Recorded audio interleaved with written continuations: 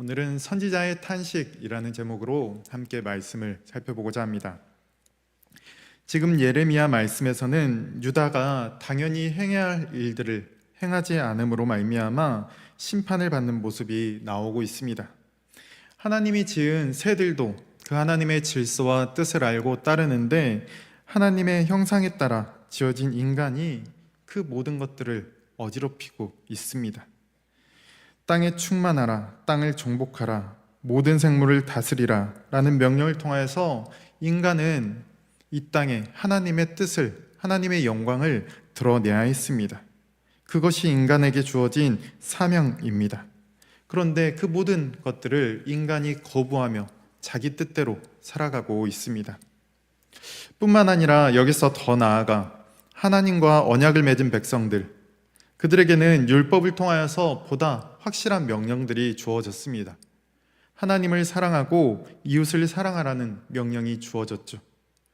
하나님과 언약을 맺은 백성이라면 이것을 분명히 알고 실천하여 하나님의 영광을 드러내야 했습니다. 세상과는 구별된 모습으로 살아가야 했던 것이죠. 그런데 이런 당연한 것을 거부하고 이스라엘이 자기 뜻대로 살아가기 시작했습니다. 한두 번 그런 것이 아니라 계속해서 그런 잘못을 저질렀습니다. 그리고 그처럼 죄를 지으면서도 창피해하지 않고 오히려 뻔뻔하게 잘 살고 있다라는 착각 속에 있었습니다. 그래서 고집불통의 모습으로 변화들을 하지 않았죠. 그런 그들에게 하나님께서는 결국 심판의 메시지를 던지십니다. 오늘은 그 심판의 메시지로 인한 탄식의 소리가 나오고 있습니다. 하나님께서 심판하신다고 하기에 백성들의 탄식의 소리가 나옵니다. 그런데 그보다 더 근심하며 아파하는 사람이 등장합니다. 바로 예레미야 선지자입니다. 자기가 아픈 것도 아닌데 자기에게 그 심판의 메시지가 던져진 것도 아님에도 불구하고 선지자는 더욱 백성들보다도 더욱 아파하고 있습니다. 오늘은 선지자가 왜 그토록 아파하고 있는지를 함께 살펴보도록 하겠습니다. 그럼 먼저 백성들의 탄식의 내용을 보면 19절에 여호와께서 시온에 계시지 아니한가, 그의 왕이 그 가운데에 계시지 아니한가, 그리고 20절에 추수할 때가 지나고 여름이 다하였으나 우리는 구원을 얻지 못한다 하는도다. 여기까지의 내용이 백성들의 탄식입니다. 이 탄식을 보면 심판당할 때 그들의 어떠한 처지에 놓이게 되는지를 볼 수 있습니다. 19절에 여호와께서 시온에 계시지 않는다. 시온이라는 곳은 지리적으로 보면 예루살렘을 뜻하고, 그리고 상징적 의미로 보면 하나님의 임재와 구원을 상징하는 장소입니다. 그런데 그곳에 하나님이 계시지 않습니다. 더 이상 그들과 하나님이 함께 있지 않다라는 것이죠. 그리고 19절에 왕이 그 가운데 계시지 않는다라고도 합니다. 왕은 백성들을 통치하는 자리입니다.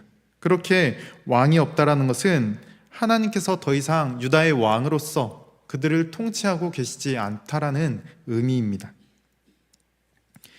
20절에 추수할 때와 여름은 풍성한 수확의 시기를 말합니다. 그러나 그러한 시기가 지났음에도 얻는 것이 없습니다. 즉 구원이라는 그 복을 얻지 못하고 그 모든 기회와 시기를 놓쳤다라는 것을 알려줍니다. 그들이 이러한 상황 가운데 놓이게 된 건 순전히 그들의 잘못, 그들의 죄 때문입니다. 오늘 본문에서도 그들의 잘못이 언급되고 있습니다. 8장 19절에 보시면 하나님을 사랑하지 아니하고 그들이 우상을 섬기고 있습니다. 그리고 9장 2절에서 6절까지의 말씀을 보면 그들이 이웃사랑을 실천하지 않고 오히려 이웃을 속이는 모습을 보인다라고 이야기합니다. 하나님의 언약 백성이라면 하나님을 사랑하고 이웃을 사랑하는 것이 당연한 일일진데 그렇게 살지 않고 있습니다. 이처럼 우상 숭배와 제약에 빠진 결과 그들은 하나님의 임재와 통치를 경험하지 못하고 살아가고 있습니다. 그래야 오히려 절망과 고통 가운데 빠져 있습니다. 이것은 우리의 삶에 하나님의 임재가 없고 그분의 다스림이 없다라고 한다면 구원 또한도 없다라는 것을 이야기해 줍니다. 우리가 하나님과 동행하지 않으며 그분의 다스림을 외면한 채 세상의 것에 우리의 마음을 뺏긴 채 살아가고 있다라고 한다면, 내가 나를 다스리는 그러한 삶을 살아간다면 그 인생의 결국은 한탄뿐이며 그들에게 구원이 없다라는 것을 이야기해 주는 것입니다. 인생의 마지막 그 종착지에서 그 어느 누구도 탄식하며 울며 그 자리에 있는 것을 원하지 않습니다. 그렇다고 한다면 이 땅 가운데서 우리는 어떻게 살아가야 할까요? 하나님과 동행하는 삶을 살아야 합니다. 하나님의 다스림을 받는 삶을 살아야 합니다. 하나님께 온전히 붙들린 삶을 살아가야 하는 것이죠. 그러할 때 그러한 사람에게 하나님의 구원이 허락됩니다. 그러한 사람들이 마지막 날에 탄식이 아닌 찬양을 할 수 있습니다. 우리는 우리 자신을 점검하며 잘 살펴보아야 합니다. 우리에게 연약한 모습이 아직 남아있다고 한다면 우리는 회개하며 돌이켜야 합니다. 하나님과 동행하는 삶으로 변화되어야 합니다. 하나님의 다스림을 받는 삶을 살아가야 합니다. 그렇게 하나님께 붙들린 삶을 살아갈 때 우리 인생의 마지막의 순간에 우리 입에서 흘러나오는 것은 탄식이 아닌 찬양일 것입니다. 하나님께 붙들린 우리 인생을 하나님께서 끝까지 인도해 가실 것이기 때문이죠. 그렇기에 우리는 하나님을 떠나지 않고 오직 그분께만 더욱 붙들리기를 기도해야 합니다. 그분의 은혜와 도움 안에서 꽉 붙들려 있어야 합니다. 그 길만이 우리가 살 길이며 우리에게 참된 생명을 주는 길입니다. 오늘 본문에는 백성들의 탄식과 함께 예레미야의 탄식도 나옵니다. 백성들이 자신들의 처지로 슬퍼하는 것보다 더 슬퍼하는 모습이 나오고 있습니다. 18절에 보시면 슬프다 나의 근심이여 어떻게 위로를 받을 수 있을까? 19절에 내 마음이 병들었도다 딸 내 백성의 심히 먼 곳에서 부르짖는 소리로다. 여기까지가 예레미야 선지자의 탄식입니다. 아직 그들에게 심판이 내려지진 않았지만 미래에 내려질, 이제 곧 내려질 그 심판을 미리 내다보며 예레미야가 아파하고 있습니다. 슬퍼하며 근심하고 내 마음이 병들었다라고 표현을 합니다. 그저 형식적인 아픔이 아니라 그들이 당할 아픔을 자신의 아픔으로 받아들이고 있습니다. 21절 이후에도 그 탄식이 계속해서 이어집니다. 딸 내 백성이 상하였으므로 나도 상하여 슬퍼한다. 그들의 아픔을 자신의 아픔으로 동일하게 받아들이고 있는 것이죠. 그리고 22절에 유다의 길앗의 유언과 의사가 있다라고 말합니다. 길앗의 유언과 의사는 그 당시 치료와 회복의 수단이었습니다. 즉 유다가 치료받을 수 있는 상황임에도 불구하고 치료받지 못한 그러한 상황에 있음을 한탄해하고 있는 것이죠. 그럼 유다는 왜 치료자가 있는데, 치료약이 있는데 치료를 받지 못하고 있습니까? 8장 11절에 나오지만 거짓 선지자들이 백성들의 상처를 보면서 가볍다라고 이야기를 해줬기 때문입니다. 너희는 지금 두려움 가운데, 죄 가운데 있는 것이 아니라 평강 가운데 있다라고 말해주었기 때문입니다. 백성들 또한도 그 거짓 선지자들의 말을 듣고 괜찮다라고 안심했기 때문입니다. 백성들이 참된 의사, 즉 하나님이 보내신 선지자들을 찾았다면 죄라는 상처를 가볍게 여기지 않고 회개하고 돌이켰을 텐데 그렇지 아니하고 거짓 선지자, 돌팔이 의사를 찾아가서 진료를 받고 그들의 처방을 믿으니 죄에서 돌이킬 생각을 하지 않는 것입니다. 그래서 이제는 그 죄라는 상처가 골마 썩어서 죽음에 이르게 된 것이죠. 그래서 9장 1절을 통해 예레미야는 자신의 눈이 마치 끝없이 흘러나오는 물의 근원이 되어 주야로 백성들을 울기를 원한다라고 표현합니다. 이제 결국에 심판당할 유다를 생각하니 눈물이 끊이지 않고 계속해서 흘러나오는 것이죠. 성도 여러분, 지금 예레미야는 자신의 문제로 이처럼 슬퍼하며 근심하는 게 아닙니다. 유다 사람들, 그들 때문에 아파하며 눈물을 흘리고 있습니다.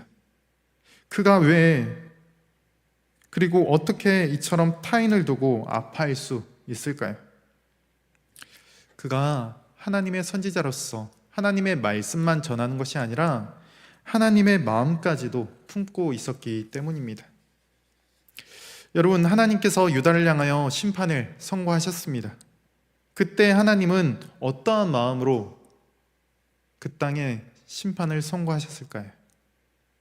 화가 나서 말씀하셨을까요? 아니면 슬퍼하며 안타까운 마음으로 그 말씀을 하셨을까요? 에스겔 33장 11절에 보면 이런 표현이 나옵니다. 우리 함께 읽도록 하겠습니다. 너는 그들에게 말하라. 주 여호와의 말씀이니라. 나의 삶을 두고 맹세하노니 나는 악인이 죽는 것을 기뻐하지 아니하고 악인이 그의 길에서 돌이켜 떠나 사는 것을 기뻐하노라. 이스라엘 족속아 돌이키고 돌이키라. 너희 악한 길에서 떠나라. 어찌 죽고자 하느냐 하셨다 하라. 하나님께서 에스겔 선지자를 통하여 하신 말씀입니다.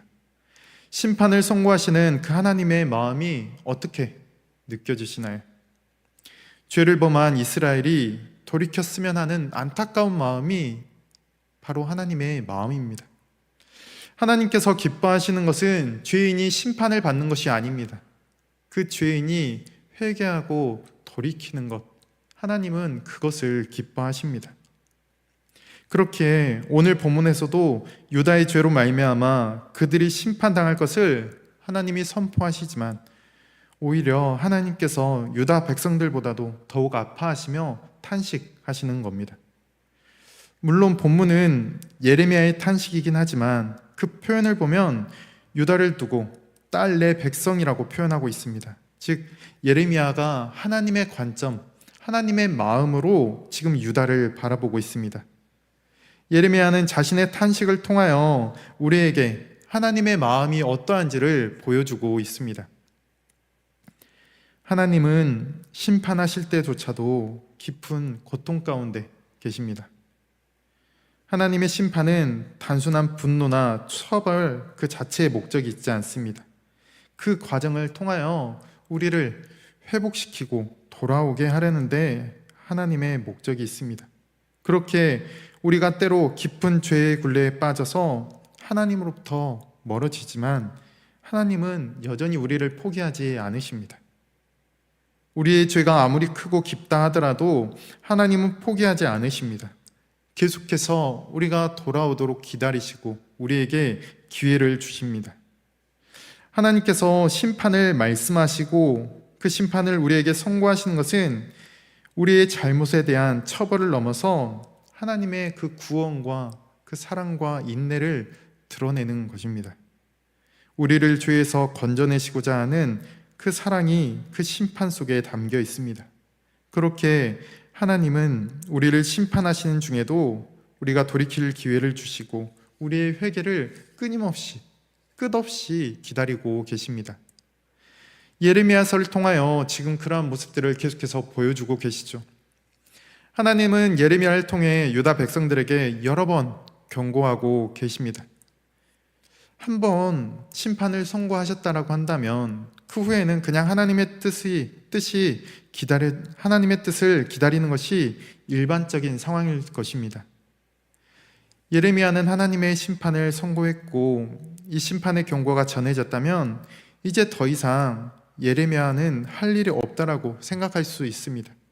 그러나 하나님은 그들을 그냥 내버려 두시지 않으십니다. 그저 심판이 임할 때까지 기다리기만 하시는 것이 아니라 예레미야를 계속해서 보내십니다. 그리고 그들에게 계속해서 경고와 심판의 말씀을 하게 하십니다. 하나님께서 계속해서 예레미야를 보내시는 이유는 백성들이 그 순간까지 심판이 오기 전까지 돌이키고 회개하기를 바라시는 간절한 마음 때문이죠. 그들을 징계하기 위한 심판이 아니라 그들이 돌아오기를 바라는 그 하나님 아버지의 마음이 여기 있는 것입니다. 그렇게 심판을 말씀하시는 중에도 그들을 포기하지 않으시는 그 그 하나님의 끝없는 사랑과 자비가 오늘 말씀 가운데 나타나 있습니다. 이러한 하나님의 사랑을 생각해 볼 때면 예수님께서 우리에게 명하신 그 이해되지 않은 계명들도 우리가 다시금 생각해 볼 수 있습니다. 예수님께서는 우리에게 원수를 사랑하라고 이야기를 하십니다. 그리고 용서에 관한 계명에 대해서도 7번을 70번까지도 용서하라고 말씀해 주시죠. 이러한 계명들 앞에서 저희는 예수님께서 우리에게 너무나 무리한 요구를 하신다라고 생각할 때가 많습니다. 어떻게 이 세상을 살아가면서 이러한 계명들을 지켜 살아갈 수 있느냐라고, 도저히 불가능하다라고 우리는 생각할 때가 많습니다. 그러나 하나님께서 지금 그런 사랑을 보여주고 계십니다. 끝없이 불순종하는 그 유다를 두고 하나님이 7번의 70번을 용서하고 계시고 원수와 같은 그들을 사랑해 주고 계십니다. 유다에게만 그러신 것이 아니시죠. 인간의 역사를 통하여 그러한 하나님의 사랑을 계속해서 보여주고 계십니다. 아담과 하와 이후로 하나님은 인간들에게 계속해서 기회를 주셨지만 언제나 그 기회를 박차버리는 건 인간이었습니다. 하나님은 기대와 소망을 가지고 계속해서 기다리시는데 언제나 절망을 안겨주는 건 인간입니다. 그런 인간을 위해 하나님께서는 무엇을 하고 계시나요? 계속해서 사랑해 주시고 인내하고 참고 계십니다. 우리 인간이라면, 인간이 만든 어떤 물건이 이처럼 잘못 작동하고 있다고 한다면 우리 인간은 이미 수백 번, 수천 번 그것을 버렸을 것입니다. 그런데 하나님은 그렇게 하지 않으시죠. 사랑하기 때문에 기다리시고 기회를 주십니다. 저희는 이 기회를 잡아야 합니다. 그렇지 않으면 결국 심판당할 수밖에 없기 때문이죠. 성도 여러분, 제가 질문 하나 드리겠습니다. 저희는 하나님이 전능하시다라는 것을 알고 또한 믿고 있습니다. 그렇다면 하나님은 전능하시기 때문에 모든 것을 하실 수 있으실까요? 혹 하나님이 하지 못하시는 일이 있을까요? 하나님은 전능하시지만 못하시는 일이 있습니다. 무엇이냐면 그분의 속성과 그분의 성품에 대치되는 일은 하나님이 하실 수 없습니다. 성경은 분명히 이야기합니다. 하나님은 거짓말을 하실 수 없고 죄를 지을 수 없으며 그분은 약속을 깨트리거나 불의한 일을 행할 수 없는 분이다 라고 이야기해 줍니다. 그 이유는 하나님이 거룩하시고 신실하시기 때문이죠. 동일하게 하나님께서는 정의로우시기 때문에 끝끝내 회개하지 않고 죄악에 머무는 사람들을 심판하실 수밖에 없습니다. 하나님은 7번에 70번이라도 죄인을 기다리시고 인내하시며 사랑하시는 분이십니다. 끊임없는 자비와 은혜를 베푸십니다. 그런데 그럼에도 불구하고 회개하지 않는 자들을 하나님께서는 그냥 내버려 두시지 않으십니다. 하나님은 공의로우시기에 죄를 그냥 눈 감아 주시지 않으며 결국에는 심판을 내리십니다. 결국 회개하지 않는 자는 하나님의 심판을 받게 됩니다. 하나님은 끝까지 용서와 회개의 기회를 주십니다. 그러나 그 마지막 기회가 끝난 후에 회개하지 않는 자들에게는 하나님의 공의로운 심판이 분명히 내려집니다. 하나님께서는 자신의 거룩함을 지키시는 분이시기 때문이죠. 이어진 내용들을 보면 알 수 있습니다. 7절에 내가 내 딸 백성을 녹이고 연단하리라. 9절에 그들에게 벌을 내리겠고 보복하겠다. 그리고 15절에 이 백성에게 쑥을 먹이며 독한 물을 마시게 하겠다. 16절에 그들을 흩어버리고 진멸되기까지 칼을 보내겠다. 결국에 돌이키지 않는 그들을 향하여서 하나님은 이토록 다시금 심판을 말씀하십니다. 7번에 70번이라도 용서해 줄 정도로 사랑한다라고 한다면 인간적인 마음으로는 그냥 심판을 내리지 않고 눈 딱 감고 용서해 줄 수 있겠다라는 생각을 해볼 수 있죠. 그런데 하나님은 그게 안 되시는 분입니다. 100번, 1000번, 10,000번을 잘못해도 이후에 회개하고 돌이키면 그를 기쁨으로 받아주시지만 결코 돌이키지 않는 자들을 향해서는 용서하지 않으십니다. 그들의 잘못에 대한, 그들의 죄에 대한 책임을 하나님은 꼭 물으십니다. 그런데 이렇듯 심판을 선포하는 중에 10절에 보시면 하나님께서 다시 탄식하는 내용이 나옵니다. 심판을 선포하시는 한편 또한 탄식하고 계십니다. 심판과 탄식을 같이 말할 수밖에 없는 이 하나님의 마음이 어떻다라고 생각되어 주십니까? 성도 여러분, 하나님께서 심판을 선포하신 후에도 탄식하시는 모습을 통해 우리는 하나님의 마음을 깊이 헤아려야 합니다. 예레미야 선지자가 느꼈던 그 마음을 저희 또한도 동일하게 느끼고 알아야 합니다. 하나님께서 죄인을 심판하시는 것은 그분에게 기쁨이 아니라 아픔과 슬픔입니다. 죄로 인해 죽어가는 자들을 보며 그들이 회개하기를 바라는 마음으로 탄식하십니다. 하나님은 우리가 그 심판 속에서 죽음으로 걸어가는 것을 원하지 않으십니다. 우리가 돌이켜 그분께로 돌아오기를 원하십니다. 참된 진리와 생명의 자리로 나아오기를 원하십니다.